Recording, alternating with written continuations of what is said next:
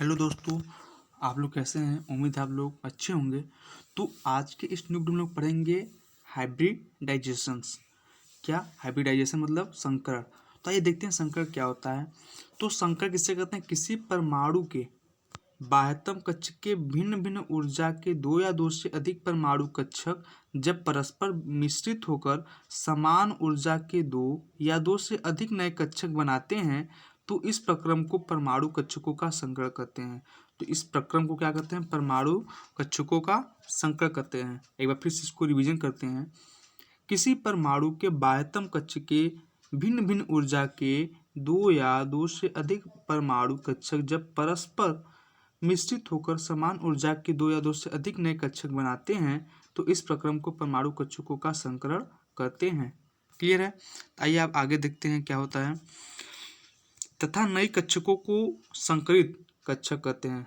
नई कक्षकों को संकरित कक्षक कहते हैं। किसी परमाणु के n कक्षकों के संकरण से n संकरण कक्षक बनते हैं। संकरण कक्षक से सिग्मा बंध बनते हैं। एक बंध होता है, एक सिग्मा बंध होता है और एक पाई बंध होता है। क्लियर है? तो इससे क्या होता है? सिग्मा बंध बनते हैं। अब इसका उदाहरण देखते हैं। एग्जाम्पल क्या है? कार्बन का मूल इलेक्ट्रॉनिक विन्यास। कार्बन का मूल इलेक्ट्रॉनिक विन्यास क्या है? C6 है। तो 1s2 2s2 2p(x1) 2p(z1) 2p(y1). यहाँ से देखते प्रतीक द्वारा इसमें क्या है? एक 1s है, इसमें 2s है। क्लियर है? और इसमें 2p(x1) है, इसमें भी 2p(z1) है, इसमें 2p(y1) है। क्लियर है? अब आइए आगे देखते हैं इसमें क्या है। अब संकरण के लक्षण, इसके लक्षण क्या होते हैं? आइए देखते हैं इसके लक्षण जानते हैं कि पहला लक्षण देखते हैं कि संकरण में लगभग समान ऊर्जा के परमाणु कक्षक भाग लेते हैं। संकरण में लगभग समान ऊर्जा के परमाणु कक्षक भाग लेते हैं। और दूसरा में क्या कर रहा है कि इस प्रक्रिया में परमाणु के केवल बाह्य कोश के कक्षक नहीं भाग लेते हैं। जो परमाणु के बाह्य कोश के कक्षक होते हैं बस केवल वही भाग लेते हैं। और तीसरा हमारा क्या कर रहा है कि इस प्रक्रिया में बनने वाले नए कक्षक ऊर्जा, आकार तथा संख्या में समान होते हैं। जो इस प्रक्रिया में जो बनने वाले नए कक्षक होते हैं वो ऊर्जा, आकार तथा संख्या में क्या होते हैं? समान होते हैं। क्लियर है? आइए आगे देखते हैं क्या कर रहा है। चौथा कि इस प्रक्रिया में नए सिग्मा बंध बनते हैं। इस प्रक्रिया में नए सिग्मा बंध बनते हैं। और पांचवा कर रहा है इस प्रक्रिया में पाई बंध नहीं बनते। जो ये प्रक्रिया होता है इसमें पाई बंध नहीं बनता है। आइए देखते हैं हाइब्रिडाइजेशन के प्रकार, संकरण के प्रकार, काइंड्स ऑफ संकरण। तो देखते हैं जो इसका पहला है sp संकरण। क्या है? sp संकरण। तो sp संकरण किसे कहते हैं? इसे रेखीय संकरण भी कहते हैं। जो sp संकरण है उसे हम रेखीय संकरण भी कहते हैं। जब एक s कक्षक तथा एक p कक्षक आपस में संकरित होकर समान ऊर्जा वाले नए कक्षक बनाते हैं तो उसे sp संकरण कहा जाता है। sp संकरण परस्पर प्रतिकर्षण के कारण 180 अंश का कोण बनाते हैं। वे विपरीत दिशाओं में रहते हैं। जैसे इसका उदाहरण क्या है? Example C2H2 BeCl2। गए बच्चों? आइए आगे देखते हैं। हमने फिगर वाला समझते हैं। जैसे फिगर में क्या किया है कि यहाँ पे जो है ये 2s बना दिया है, ठीक, प्लस ये क्या बनाया है? 2px है, प्लस ये है 2p(y1). ये मतलब समझ रहे हैं? एक px क्या हुआ क्योंकि ये x अक्ष पे बना है। और ये 2py क्यों है? ये y अक्ष पे बना है। और ये 2pz क्यों है? कि ये z अक्ष पे बना है। क्लियर है? उसके बाद जब इनको जब मिलाया गया तो क्या हुआ? 180 अंश का ये कोण बना, जो क्या है? 2sp hybrid orbitals. क्लियर है? अब आइए आगे देखते हैं क्या कर रहा है। जो हमारा दूसरा टाइप है वो sp2 संकरण है। sp2 संकरण ये भी काइंड्स ऑफ संकरण है। तो इससे त्रिकोणीय संकरण भी कहा जाता है। त्रिकोणीय संकरण भी कहा जाता है जब एक s कक्षक तथा दो p कक्षक आपस में संकरित होकर समान ऊर्जा वाले नए कक्षक बनाते हैं तो उसे sp2 संकरण कहा जाता है। ये sp2 संकरण क्या 120 अंश के कोण बनाते हैं? ये 120 डिग्री के कोण बनाते हैं। आइए इसका एग्जाम्पल देखते हैं। एग्जाम्पल इसका क्या है? इसका एग्जाम्पल है BeCl2 beryllium chloride, BF3 C2H2 जो कि इसको बनाने के लिए देखिए कैसे बनाया गया है। इसको 120 अंश के कोण पे ये बनते हैं। क्लियर है, देख सकते हैं जो ये इसका इसके बीच का कोण है क्या है, 120 अंश का है। स्पष्ट दिख रहा है। भाई आगे देखते हैं क्या कर रहा है। अब इसका जो अगला कारण है sp3 संकरण। अब sp3 संकरण में क्या करा है देखते हैं कि इसे चतुष्फलकी संकरण भी कहा जाता है। जब एक s कक्षक तथा 3 p कक्षक आपस में संकरित होकर 4 समान ऊर्जा वाले नए कक्षक बनाते हैं तो इसे sp3 संकरण कहते हैं। sp3 संकरण 109 अंश 28 डिग्री का कोण बनाते हैं। जो हमारा sp3 संकरण होता है इसमें 4 समान ऊर्जा वाले नए कक्षक बनते हैं, आपस में संकरित होकर 4 समान ऊर्जा वाले नए कक्षक बनते हैं तो इसे sp3 संकरण कहते हैं। sp3 संकरण 109 अंश और 28 डिग्री 109 अंश और 28 डिग्री का बनते हैं। क्लियर है। आइए देखते हैं आगे क्या होता है। इसका एग्जाम्पल किससे समझते हैं। इसका एग्जाम्पल क्या है, CH4 है, CCl4 है, NH3 है। तो ये क्या है, ये हमारा 2s हो गया गोलाकार, और ये हमारा 2px हो गया जो कि एक्स पे बना है। ये हमारा 2py हो गया जो कि y एक्स पे बना है, और हमारा 2pz हो गया जो z पे बना है। जब हम इन तीनों को मिलाते हैं तो हमारा क्या बनता है, ये देखते हैं। यही बना हमारा क्या है, एक इन दोनों के बीच जो है कितना अंश का कोण है, 109 डिग्री 28 मिनट। ठीक है, 109 डिग्री 28 मिनट। और देख सकते हैं sp3 हाइब्राइड ऑर्बिट्स, यही हमारा बना। क्लियर है। अब आइए देखते हैं हम जो हमारा सबसे अब अगला टॉपिक, हम तो हाइब्रिडेशन के बारे में पढ़ लिया, हाइब्रिडेशन पढ़ लिया, हाइब्रिडेशन के काइंड्स पढ़ लिए। बात है सबसे जो मेन टॉपिक हमारा क्या है, VSPR थ्योरी, संयोजकता कोष इलेक्ट्रॉन युग्म प्रतिकर्षण सिद्धांत, जो कि ये परीक्षा में बहुत बार पूछा गया और पूछता भी है, जहाँ तक कि इस बार भी संभावना ये पूछेगा। संयोजकता कोष इलेक्ट्रॉन युग्म प्रतिकर्षण सिद्धांत। तो आइए देखते हैं VSPR थ्योरी में क्या होता है। इसमें कहते हैं लुईस अवधारणा अणुओं की आकृतियों की व्याख्या करने में असफल रही। जो लुईस अवधारणा थी वो अणुओं की आकृतियों की व्याख्या करने में सफल रही। तो सन 1940 में सिज्विक तथा पावेल ने सर्वप्रथम अणुओं की आकृतियों को समझाने के लिए एक सिद्धांत दिए जिसे VSPR थ्योरी कहते हैं। VSPR थ्योरी कहते हैं। इस सिद्धांत को सन 1957 में नाइहुम तथा गिलेप्सी ने और अधिक विकसित तथा संशोधित किया। यह सिद्धांत संयोजी कोष में उपस्थित इलेक्ट्रॉन युग्मों के बीच प्रतिकर्षण पर आधारित है। इस सिद्धांत के अनुसार, अब इस सिद्धांत के अनुसार क्या होता है देखते हैं। तो इस सिद्धांत के अनुसार पहला हमारा टॉपिक क्या है कि पहला हमारा क्या कर रहा है कि केंद्रीय परमाणु ससंयोजक बंधों द्वारा अन्य परमाणुओं से जुड़ा होता है जो इलेक्ट्रॉन के साझाकरण से बनते हैं। किससे, जो इलेक्ट्रॉनों के साझीकरण से बनते हैं।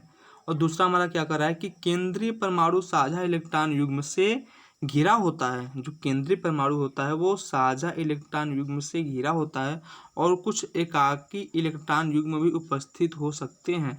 कुछ इलेक्ट्रॉन युग्म भी उपस्थित हो सकते हैं। क्लियर है। आगे तीसरा देखते हैं। तीसरा में क्या कर रहा है कि यदि केंद्रीय परमाणु के आसपास के इलेक्ट्रॉन युग्म निकट होंगे तो उनके मध्य प्रतिकर्षण अधिक होगा, जिससे अणुओं की ऊर्जा बढ़ जाएगी। जिससे क्या होगा, अणुओं की ऊर्जा बढ़ जाएगी। अब ऐसे फिर से क्लियर कीजिए, यदि केंद्रीय परमाणु के आसपास के इलेक्ट्रॉन युग्म निकट होंगे तो उनके मध्य प्रतिकर्षण अधिक होगा, जिससे अणुओं की ऊर्जा बढ़ जाएगी। आगे देखते हैं चौथा में क्या कर रहा है। चौथा में कह रहा है कि यदि केंद्रीय परमाणु के आसपास के इलेक्ट्रॉन युग्म काफी दूर हों तो उनके मध्य प्रतिकर्षण बहुत कम होगा, जिसमें अणुओं की ऊर्जा घट जाएगी। जिससे क्या होगी, हमारे अणुओं की ऊर्जा घट जाएगी। ये हमारे चौथे पॉइंट में कर रहा है। अब आगे पांचवा पॉइंट हमारा क्या कर रहा है कि ऐसा अणु जिसमें केवल 2 परमाणु होते हैं उसकी ज्यामिति हमेशा रेखीय होती है। जिसमें केवल 2 परमाणु होते हैं उसकी ज्यामिति हमेशा क्या होगी, रेखीय होगी। क्लियर है। उसकी जो होती है ज्यामिति हमेशा रेखीय होगी। और चौथा हमारा क्या कहा है कि ऐसा अणु जिसमें 3 या अधिक परमाणु होते हैं उसमें उस परमाणु को केंद्रीय परमाणु कहा जाता है, जिससे अन्य परमाणु जुड़े होते हैं।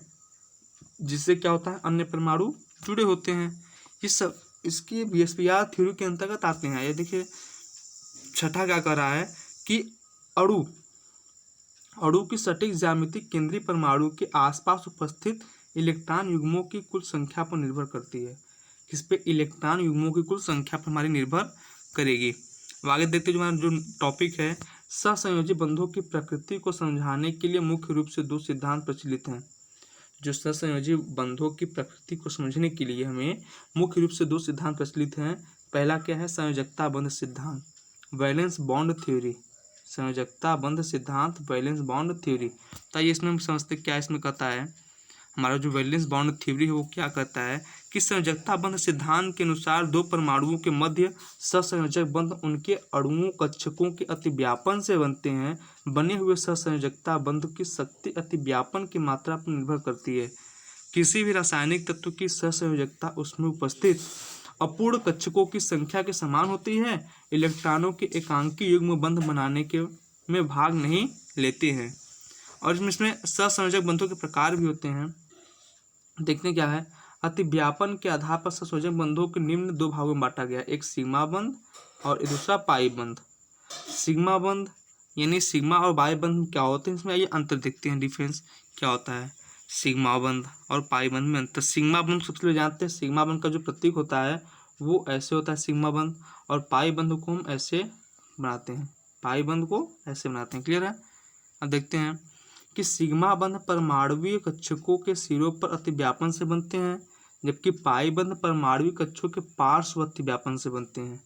ये मोस्ट इंपॉर्टेंट है, इसको नोट करते चलिए हमारे साथ। और दूसरा क्या कर रहा है कि ये बंध आधे भरे पी कक्षकों के अतिव्यापन से बनते हैं, जबकि ये बंध केवल पी कक्षकों के अतिव्यापन से बनते हैं। क्लियर है? और तीसरा क्या कह रहा है कि अतिव्यापन सब अधिक होने के कारण, अतिव्यापन अधिक होने के कारण सिग्मा बंध प्रबल होते हैं, जबकि अतिव्यापन कम होने के कारण ये बंध दुर्लभ होते हैं। ये बंध क्या होते हैं? कमजोर होते हैं। चौथा कह रहा है कि दो परमाणुओं के बीच केवल एक सिग्मा बंध होता है, जबकि दो परमाणुओं के मध्य एक से अधिक पाई बंध होते हैं।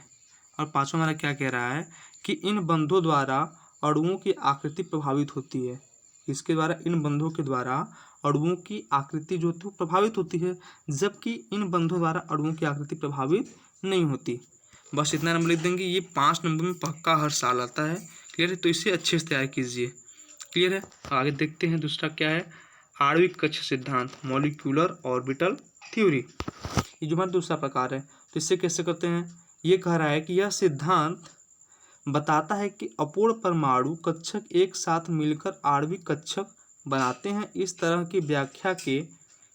की व्यवस्था के परिणामस्वरूप इलेक्ट्रॉन विभिन्न परमाणु कक्षकों में पाए जाते हैं, और वे आमतौर पर विभिन्न नाभिकों से जुड़े होते हैं। अर्थात अणु में एक इलेक्ट्रॉन कहीं भी मौजूद हो सकता है। जो अणु होता है उसमें एक इलेक्ट्रॉन कहीं भी मौजूद या उपस्थित हो सकता है। क्लियर है? अब आगे देखते हैं परमाणुविक कक्षक आणविक कक्षकों में अंतर। परमाणुविक और आणविक कक्षकों में अंतर क्या होता है, तो देखते हैं परमाणुविक कक्षक में आगे। तो पहला क्या कर रहा है कि इलेक्ट्रॉन केवल एक परमाणु के नाभिक के चारों ओर रहते हैं। इलेक्ट्रॉन क्या होते हैं? केवल एक परमाणु के नाभिक के चारों ओर रहते हैं, जबकि आणविक बंध ये कहता है कि इलेक्ट्रॉन बंधित सभी परमाणुओं के नाभिक के चारों ओर होते हैं। क्लियर है? और दूसरा हमारा क्या कह रहा है कि इनकी आकृति सरल होती है, जबकि इनकी आकृति जटिल होती है, यानी इनकी आकृति जो होती है वो हार्ड होती है। और तीसरा क्या कह रहा है कि इन्हें एसपीडीएफ द्वारा प्रदर्शित किया जाता है, जबकि इन्हें सिग्मा पाई, सिग्मा और डेल्टा द्वारा प्रदर्शित किया जाता है। और जबकि ये कम स्थायी होते हैं, ये अधिक स्थायी होते हैं। क्लियर बच्चों? तो जो हमारा केमिकल बॉन्डिंग चैप्टर था, रासायनिक बंध चैप्टर था, वो यहीं पे समाप्त होता है, जिसमें कि मैंने आज हाइब्रिडाइजेशन पढ़ा, सिग्मा पाई बंध पढ़ा, VSPR थ्योरी पढ़ा। क्लियर है? और जब पिछले वीडियो में हमने क्या पढ़ा था, हाइड्रोजन बंध पढ़ा था हम लोगों ने, हाइड्रोजन बंध। उसके बाद हम लोगों ने पढ़ा था क्या, उपसंयोजक बंध। उसके बाद हम लोग पढ़ा था संयोजी बंध पढ़े थे, फिर रासायनिक बंधों के प्रकार पढ़े थे, संयोजकता, वैलेंसी पढ़े थे। तो इस वीडियो में बस इतना है। अब मिलेंगे आपसे अगले न्यू चैप्टर, जो कि हमारा अगला चैप्टर क्या होने वाला है, और उसमें मिलेंगे। क्लियर बच्चों? तब तक के लिए इतना ही, धन्यवाद।